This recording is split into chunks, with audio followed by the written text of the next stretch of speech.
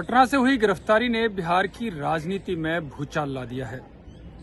पूर्णिया से सांसद राजेश रंजन उर्फ पप्पू यादव को पटना पुलिस ने 2 दिन पहले रात में गिरफ्तार कर लिया, जिसके बाद पूरे बिहार में झड़पें भी देखने को मिली, वहीं धरना प्रदर्शन भी लगातार शुरू हो गए हैं।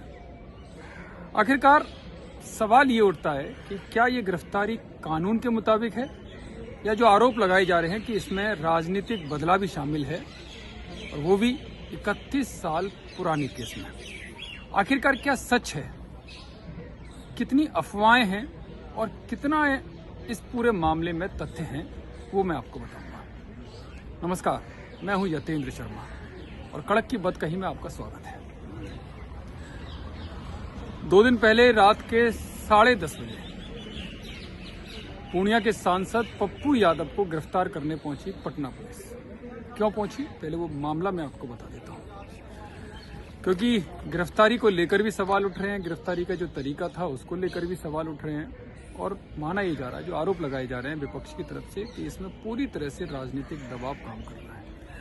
मामला 31 साल पुराना है, यानी कि 1995 का, और पटना का जो गर्दनीबाग थाना है उसमें ये मामला दर्ज हुआ था। मामला क्या था कि एक मकान किराए पर लिया गया था। मकान किराए पर लेना कोई दोष नहीं है, कोई अपराध नहीं है, लेकिन उसमें यह बताया गया कि जब मकान लिया गया मकान मालिक के द्वारा, तो उसको ये नहीं बताया गया कि ये राजनीतिक कार्यालय के तौर पर काम करेगा। मकान मालिक का ये कहना है, जो आरोप है, कि मकान लिया गया था बिना ये बताए हुए राजनीतिक मामला यानी राजनीतिक कार्यालय के तौर पर काम करेगा, और उसको लेकर जब उसने विरोध जताया तो उसके साथ जो उसके आरोप हैं कि उसके साथ बदतमीजी की गई, उसे जान से मारने की धमकी दी गई, उसके साथ धोखाधड़ी की गई और जबरदस्ती उस मकान पर कब्जा करने का, यानी कि झूठ बोलकर किराए पर लेने का आरोप उसने लगाया। क्योंकि गिरफ्तारी कैसे हुई इस पूरे मामले में, यानी कि 6 और 7 फरवरी की जो रात थी, रात करीब 10:30 बजे सिविल ड्रेस में पुलिस पहुंची।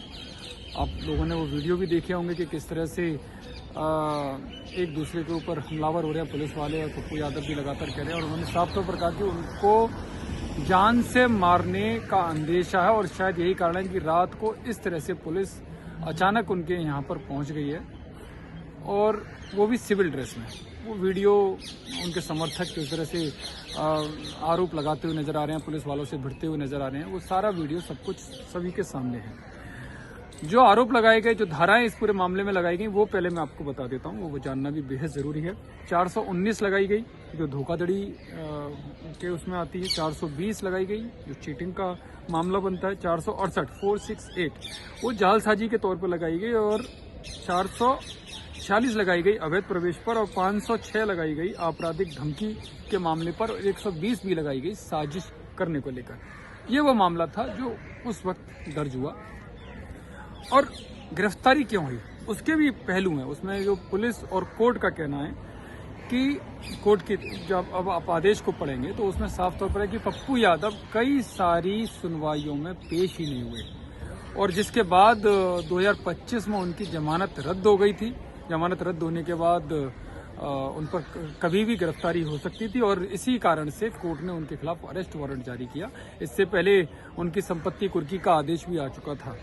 तो ये वो मामला है जो मैं आपको बता रहा हूँ, किस तरह से गिरफ्तारी हुई, ये सबके सामने हाई वोल्टेज ड्रामा पूरे देश ने देखा पप्पू यादव की गिरफ्तारी के समय। लेकिन पप्पू यादव भी अड़ गए थे कि वो रात को नहीं जाएंगे। जब आप वीडियो में देखेंगे वो बार बार कह रहे थे रात को नहीं जाएंगे, क्योंकि रात में जिस तरह से पुलिस आई है और सिविल ड्रेस में आई है, उनको मार दिया जाएगा, उनको जान से मारने का अंदेशा है। उन्होंने कहा कि वो सुबह जाएंगे, और जो लॉ कहता है, जो कानून कहता है, जो उनकी तरफ से बताया गया, लॉ रात में गिरफ्तारी करने के लिए नहीं कहता, अरेस्ट वारंट लेकर आइए। बड़ी मुश्किलों के बाद, जद्दोजहद के बाद अरेस्ट वारंट दिखाया गया। पप्पू यादव का कहना था कि पूरी तरह से राजनीतिक साजिश है उन्हें गिरफ्तार करने की। वो इसके टाइमिंग पर सवाल उठा रहे थे। टाइमिंग पर क्यों सवाल उठा रहे थे? क्योंकि कुछ समय से वो नीट की तैयारी कर रही छात्रा का जो मर्डर हुआ गेस्ट हाउस में जो रहती है, उसका जो मर्डर हुआ पटना में, उसको लेकर वो मामला उठा रहे थे। आपको वो तस्वीरें भी याद होंगी जहां मैं खड़ा हूं, ये पार्लियामेंट का कैंपस है, और यहीं पर उन्होंने लोकसभा से बाहर निकलकर मकर द्वार के सामने प्रदर्शन किया था, और वो पूरा एक बैनर उन्होंने पहना हुआ था अपने गले में, अपने शरीर के ऊपर डाला हुआ था, जिसमें उन्होंने कहा था कि सीबीआई जांच की मांग उन्होंने की थी जो नीट की छात्रा थी उसके मर्डर को लेकर।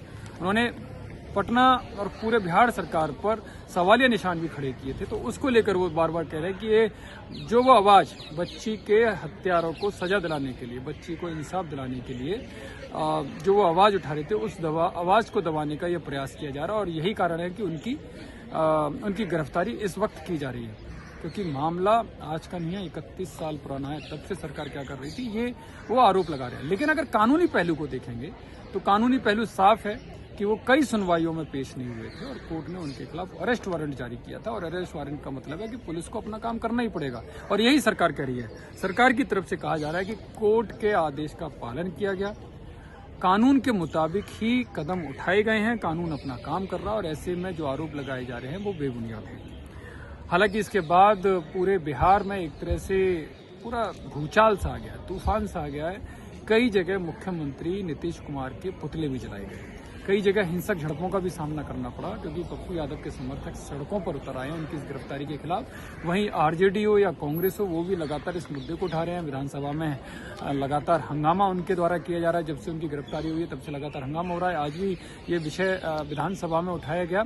और केवल यही नहीं, कांग्रेस के एक MLC तो तख्ती और बैनर लेकर आ गए, उन्होंने वो अपनी टी-शर्ट लेकर आ गए, टी-शर्ट पहनकर आ गए, और उन्होंने अपनी टी-शर्ट पे लिखा था आज जेल होगी तो कल जमानत भी होगी और परसों फिर से उसी काम में लग जाएंगे। यानी कि वो पप्पू यादव के समर्थन में पूरी तरह से उतर कर आ गए हैं। यानी आरजेडी या कांग्रेस के विधायक हों, वो पूरी तरह से इस मामले में एक मुश्त होकर, एक मत होकर आवाज उठा रहे हैं कि वो चाहे जो बेटियों के हत्यारे की बात हो या दूसरे अन्य काम हो, उनके खिलाफ, वो सरकार के खिलाफ आवाज उठा रहे थे। इस वजह से उनको गिरफ्तार किया गया है। मैं बार बार कह रहा हूँ, क्योंकि टाइमिंग को लेकर सवाल हो रहा है। सरकार की तरफ से तो साफ कर दिया गया है कि कोर्ट के आदेश का पालन किया जा रहा है, कानून अपना काम कर रहा है, लेकिन टाइमिंग को लेकर सवाल हो रहे हैं। और जब पप्पू यादव को गिरफ्तार किया गया तो सबसे पहले उनका मेडिकल कराया गया। मेडिकल कराने के बाद उनको कोर्ट के सामने पेश किया गया, जहां से उन्हें न्यायिक हिरासत में भेज दिया गया। और अब जो खबर है कि उन्हें बेऊर जेल में शिफ्ट कर दिया गया है। अब आगे की कार्रवाई क्या होगी, आगे जब अगली तारीख होगी तो अगली तारीख में पक्ष उनका भी सुना जाएगा। वो जमानत के लिए अर्जी दाखिल करेंगे, जमानत होगी या नहीं होगी ये कोर्ट तय करेगा। वो अगली तारीख में उनकी न्यायिक हिरासत बढ़ाई जाती है या उन्हें जमानत मिलती है, वो आने वाले समय में पता चलेगा। लेकिन अगर इस पूरे मामले को देखें तो न्यायालय के आदेश पर ही गिरफ्तारी हुई है, क्योंकि मामला पुराना है लेकिन कानूनी है। मैं बार बार कह रहा हूँ, मामला पुराना है लेकिन कानूनी है, और न्यायालय के आदेश पर ही गिरफ्तारी हुई है। और यही सरकार का, यही पुलिस का यही मत है, और यही वो बार बार अपने बचाव में ये बात कह रहे हैं कि कानून का पालन किया है, कोई प्रेशर में काम नहीं किया। लेकिन समय और तरीके पर सवाल उठाया। तरीका किस तरह से, रात को 10:30 बजे किस सांसद को गिरफ्तार किया जाता है। हालांकि कोर्ट के आदेश का पालन है, वो रात को ही आए थे, ऐसा पुलिस की तरफ से बताया जा रहा है। लेकिन फिर भी ये सवाल तो उठना जायज़ है कि ये गिरफ्तारी सुबह भी हो सकती थी, या जो तरीका था सिविल ड्रेस में पुलिस में जाकर पूरे वारंट के साथ जाती, क्योंकि वारंट भी काफ़ी समय के बाद दिखाया गया। तो अब ये कोर्ट तय करेगा कि ये कानून की कार्रवाई है या राजनीतिक दबाव भी इसमें शामिल था। ये आने वाला समय भी तय करेगा। और इसमें आपको भी अपनी राय देनी चाहिए कड़क की बदकही में, कि आखिरकार सही क्या लगता है।